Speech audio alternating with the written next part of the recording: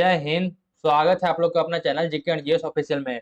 आज की वीडियो में हम लोग देखेंगे मौर्य काल से एग्जाम में जितने भी तरह का क्वेश्चन आते हैं उन सारे क्वेश्चन को इस वीडियो में हम लोग कवर करेंगे। अगर आप भी किसी भी कम्पिटेटिव एग्जाम की तैयारी करते हैं तो इस वीडियो को शुरू से लेकर अंत तक जरूर देखिएगा। ये आपके लिए बहुत ही हेल्पफुल होगा। तो आइए करते हैं शुरू। चाणक्य का अन्य नाम था। चाणक्य का अन्य नाम था। तो चाणक्य का अन्य नाम था विष्णुगुप्त। ऑप्शन नंबर 20 का सही उत्तर हो जाएगा।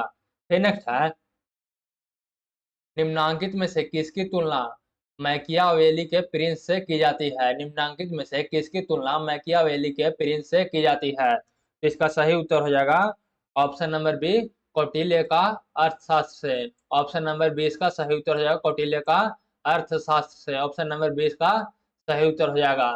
फिर नेक्स्ट है, वह शासक कौन था जिसने राज सिंहासन पर बैठने के लिए अपने बड़े भाई सुसीम की हत्या की थी। वह शासक कौन था जिसने राज सिंहासन पर बैठने के लिए अपने बड़े भाई सुसीम की हत्या की थी। तो इसका सही उत्तर हो जाएगा ऑप्शन नंबर ए, अशोक ने। ऑप्शन नंबर ए इसका सही उत्तर हो जाएगा अशोक ने।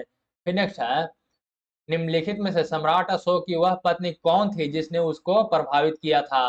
निम्नलिखित में से सम्राट अशोक की वह पत्नी कौन थी जिसने उसको प्रभावित किया था। तो इसका सही उत्तर हो जाएगा ऑप्शन नंबर डी, पुरुवाकी। ऑप्शन नंबर डी इसका सही उत्तर हो जाएगा पुरुवाकी। फिर नेक्स्ट है, अशोक ने अपने सभी अभिलेखों में एकरूपता से किस प्राकृत का प्रयोग किया है। अशोक ने अपने सभी अभिलेखों में एकरूपता से किस प्राकृत का प्रयोग किया है। तो इसका सही उत्तर हो जाएगा option number A, Ardhamagadhi. Option number A इसका सही उत्तर हो जाएगा अर्धमागधी।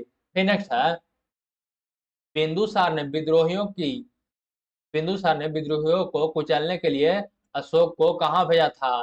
बिंदुसार ने विद्रोहियों को कुचलने के लिए अशोक को कहाँ भेजा था। तो इसका सही उत्तर हो जाएगा ऑप्शन बी, तक्षशिला भेजा था।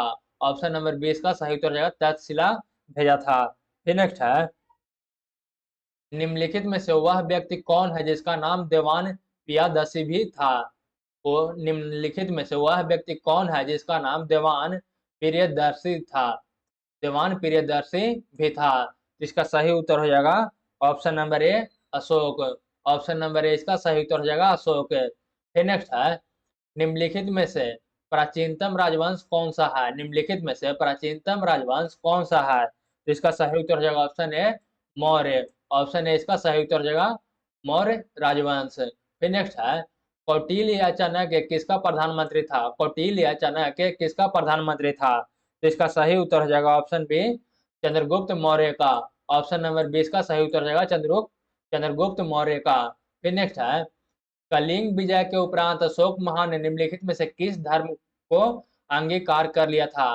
कलिंग विजय के उपरांत अशोक महान ने निम्नलिखित किस धर्म को अंगीकार कर लिया था, मतलब स्वीकार कर लिया था। तो इसका सही उत्तर हो जाएगा ऑप्शन नंबर बी, बौद्ध धर्म अपना लिया था। ऑप्शन नंबर 20 का सही उत्तर हो जाएगा बौद्ध धर्म को अपना लिया था। फिर नेक्स्ट है, चंद्रगुप्त के शासन विस्तार में किसने मुख्य रूप से मदद की थी। चंद्रगुप्त के शासन विस्तार में किसने मुख्य रूप से मदद की थी। तो इसका सही उत्तर हो जाएगा ऑप्शन नंबर सी, चाणक्य ने। ऑप्शन नंबर सी इसका सही उत्तर हो जाएगा चाणक्य ने। फिर नेक्स्ट है, सांची किस कला व मूर्तिकला का निरूपण करता है। सांची किस कला व मूर्तिकला का निरूपण करता है। तो इसका सही उत्तर हो जाएगा ऑप्शन नंबर ए, जैन का। ऑप्शन नंबर ए इसका सही उत्तर हो जाएगा जैन का। फिर नेक्स्ट है, प्राचीन भारत का वह प्रसिद्ध शासक जिसने अपने जीवन के अंतिम दिनों में जैन धर्म को अपनाया था। प्राचीन भारत का वह प्रसिद्ध शासक जिसने अपने जीवन के अंतिम दिनों में जैन धर्म को अपनाया था। तो इसका सही उत्तर हो जाएगा option number A, Chandragupta Maurya. Option number A इसका सही उत्तर हो जाएगा चंद्रगुप्त मौर्य ने। फिर नेक्स्ट है, मौर्य साम्राज्य की स्थापना किसने की थी। मौर्य साम्राज्य की स्थापना किसने की थी। तो इसका सही उत्तर हो जाएगा ऑप्शन बी, चंद्रगुप्त मौर्य ने। ऑप्शन बी इसका सही उत्तर हो जाएगा मौर्य साम्राज्य की स्थापना की थी चंद्रगुप्त मौर्य ने। फिर नेक्स्ट है, मौर्य साम्राज्य में प्रचलित मुद्रा का नाम क्या था। मौर्य साम्राज्य में प्रचलित मुद्रा का नाम क्या था। तो इसका सही उत्तर हो जाएगा ऑप्शन नंबर ए, पर्ण। ऑप्शन नंबर ए इसका सही उत्तर हो जाएगा पर्ण। अगर ये वीडियो आप लोग को अच्छा लग रहा है तो वीडियो को लाइक कर दीजिएगा। अगर चैनल पर पहली बार है तो चैनल को सब्सक्राइब जरूर कर लीजिएगा। फिर नेक्स्ट है, निम्नांकित में से कौन मौर्य वंश का शासक नहीं था? निम्नांकित में से कौन मौर्य वंश का शासक नहीं था? तो अजातशत्रु ये हर्यक वंश का शासक था। अजातशत्रु ये हर्यक वंश का शासक था, यह मौर्य वंश का शासक नहीं था। तो ऑप्शन नंबर ए इसका सही उत्तर हो जाएगा। फिर नेक्स्ट है, निम्नलिखित में से अशोक का उत्तराधिकारी कौन था? निम्नलिखित में से अशोक का उत्तराधिकारी कौन था? तो इसका सही उत्तर हो जाएगा, अशोक का उत्तराधिकारी था कुणाल। ऑप्शन नंबर ए इसका सही उत्तर हो जाएगा, अशोक का उत्तराधिकारी था कुणाल। फिर नेक्स्ट है, मुद्रा राक्षस का लेखक निम्न में से कौन है? मुद्रा राक्षस का लेखक निम्न में से कौन है? ये भी बहुत बार क्वेश्चन पूछता है मुद्रा राक्षस से। मुद्रा राक्षस का लेखक निम्न में से कौन है? तो इसका सही उत्तर हो जाएगा option number B, Vishakh Datta. Option number 20 का सही उत्तर हो जाएगा विशाख दत्त। फिर नेक्स्ट है, विशाख दत्त के प्राचीन भारतीय नाटक मुद्रा राक्षस की विषय वस्तु है। विशाख दत्त के प्राचीन भारतीय नाटक मुद्रा राक्षस का विषय वस्तु है। इसका सही उत्तर हो जाएगा option number D, Chandragupta Maurya के समय में राज दरबार की दुर्भिसंधियों के बारे में वर्णन है। चंद्रगुप्त मौर्य के समय में राज दरबार की दुर्भिसंधियों के बारे में वर्णन है।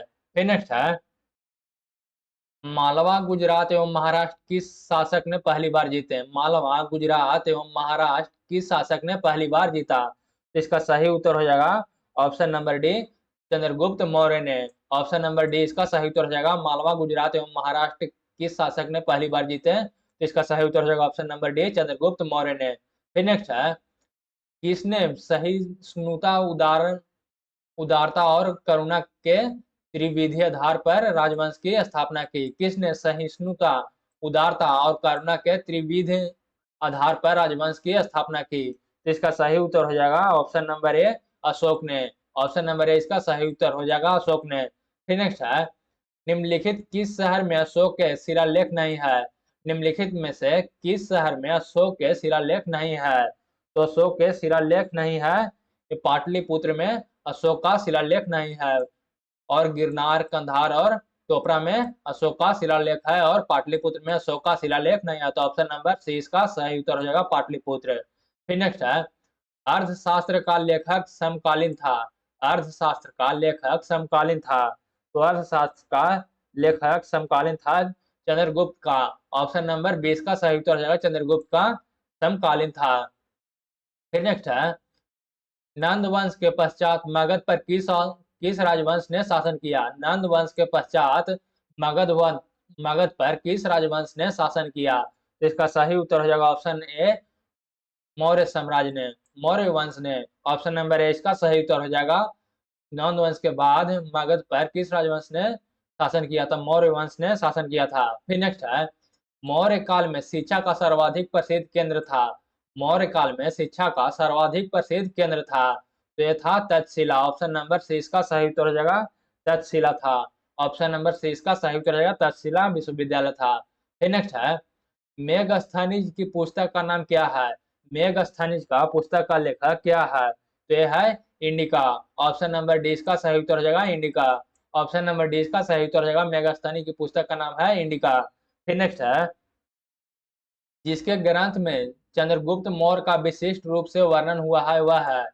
जिसके ग्रंथ में चंद्रगुप्त मौर्य का विशिष्ट रूप से वर्णन हुआ है वह है, तो इसका सही उत्तर हो जाएगा वह है Vishakh Datta. Option number C इसका सही उत्तर हो जाएगा, विशाख दत्त। फिर नेक्स्ट है, वह स्रोत जिसमें पाटलिपुत्र के प्रशासन का वर्णन उपलब्ध है वह है? वह स्रोत जिसमें पाटलिपुत्र के प्रशासन का वर्णन उपलब्ध है वह है, तो वह है इंडिका। ऑप्शन नंबर सी इसका सही उत्तर हो जाएगा, वह है इंडिका। फिर नेक्स्ट है, अशोक के शिलालेखों में प्रयुक्त भाषा है। अशोक के शिलालेखों में प्रयुक्त भाषा है, तो अशोक के शिलालेखों में प्रयुक्त भाषा है प्राकृत। ऑप्शन नंबर 20 का सही उत्तर हो जाएगा, प्राकृत। फिर नेक्स्ट है, निम्नलिखित में से किस मौर्य राजा ने दक्कन की विजय प्राप्त की थी? निम्नलिखित में से किस मौर्य राजा ने दक्कन की विजय प्राप्त की थी? तो इसका सही उत्तर हो जाएगा ऑप्शन बी, चंद्रगुप्त मौर्य ने। ऑप्शन नंबर 20 का सही उत्तर हो जाएगा, चंद्रगुप्त मौर्य ने।